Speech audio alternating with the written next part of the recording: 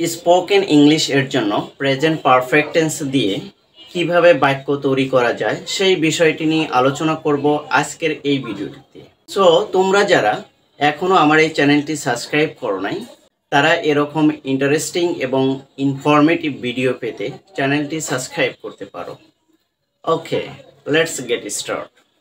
দেখো, আমরা এখানে লিখেছি present perfect tense. Present perfect tense use করে কিভাবে স্পোকেন ইংলিশের জন্য বাক্য প্রপারলি ভাবে তৈরি করা যায় সেটাই আজকে আমরা শেয়ার করব তোমাদের সাথে এই ভিডিওটিতে। দেখো, স্ট্রাকচার কি লিখেছি।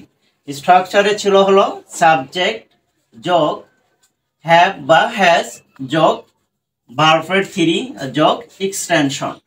কারণ আমরা প্রেজেন্ট পারফেক্ট টেন্সের সিম্বল কি জানি, হ্যাভ বা হ্যাজ থাকবে এবং ভার্বের পাস্ট পার্টিসিপল ফর্ম থাকবে।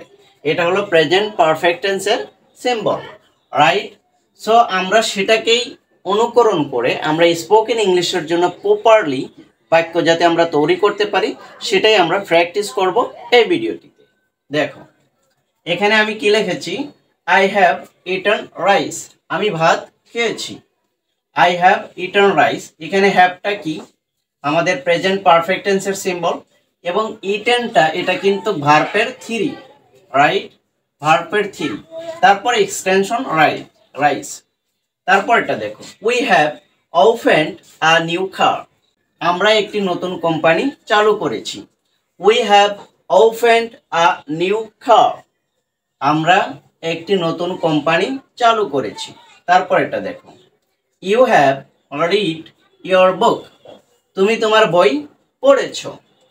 তারপরে একটা কি আছে, he or she has meet at a restaurant, he or she has meet at a restaurant, অর্থাৎ সে রেস্তোরাঁয় সাক্ষাৎ করেছে।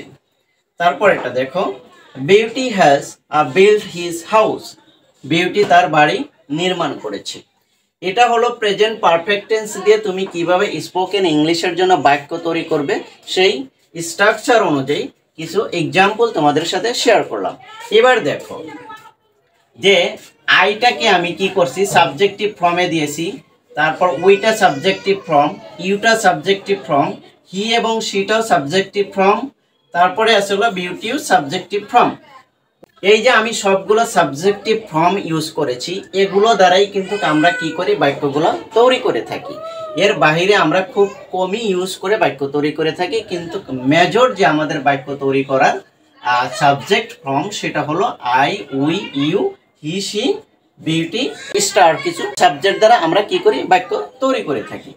হ্যাভ এবং হ্যাজ ব্যবহার করেছি কিসের টেন্স, কোন টেন্স অনুযায়ী, প্রেজেন্ট পারফেক্ট টেন্স অনুযায়ী, এবং ভার্বের সাথে ভার্বের কোন ফর্ম ব্যবহার করেছি, প্রেজেন্ট পারফেক্ট টেন্সের পাস্ট পার্টিসিপল ফর্ম ভার্ব ব্যবহার করেছি, ভার্বের থ্রি যেটা বলি।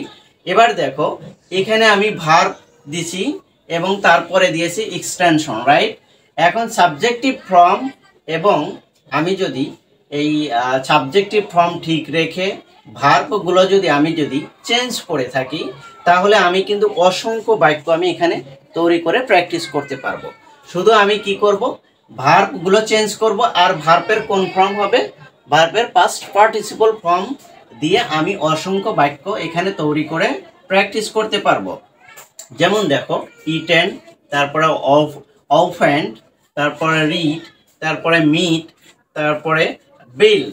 এই যে সকল ভার্বগুলো এগুলো কিন্তু সবটাই কিন্তু কোন ফর্মে আছে, ভার্বের থ্রি, অর্থাৎ ভার্বের থ্রি ঠিক রেখে আমি যদি ভার্ব চেঞ্জ করে যদি বাক্য তৈরি করি তাহলে এভাবে আমি হাজারো বাক্য তৈরি করে ইংলিশ স্পোকেনের জন্য প্র্যাকটিস করতে পারবো।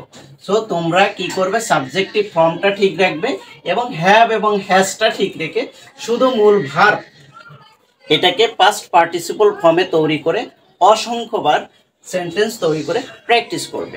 অসংখ্য বাক্য তোমরা নিজেরা ভার্ব চেঞ্জ করে প্র্যাকটিস করো, এতে তোমাদের জন্য সবচেয়ে বেশি উপকার দিবে ইংলিশ স্পোকেনের ক্ষেত্রে, যাতে করে তোমরা নতুন নতুন বাক্য তৈরি করার যে একটা টেন্ডেন্সি সেটা তোমাদের ভিতরে তৈরি হবে এবং তোমাদের বাক্য তৈরি করে স্পিকিং করতে তোমাদের জন্য অনেকটাই হেল্পফুল হবে। সো আজকে তোমরা যারা আমাকে দেশ এবং দেশের বাহির থেকে নতুনভাবে দেখছো, আশা করি তোমরা এই চ্যানেলটি সাবস্ক্রাইব করবে এবং পেজ থেকে দেখে থাকলে অবশ্যই লাইক, ফলো এবং শেয়ার করবে। Thank you so much.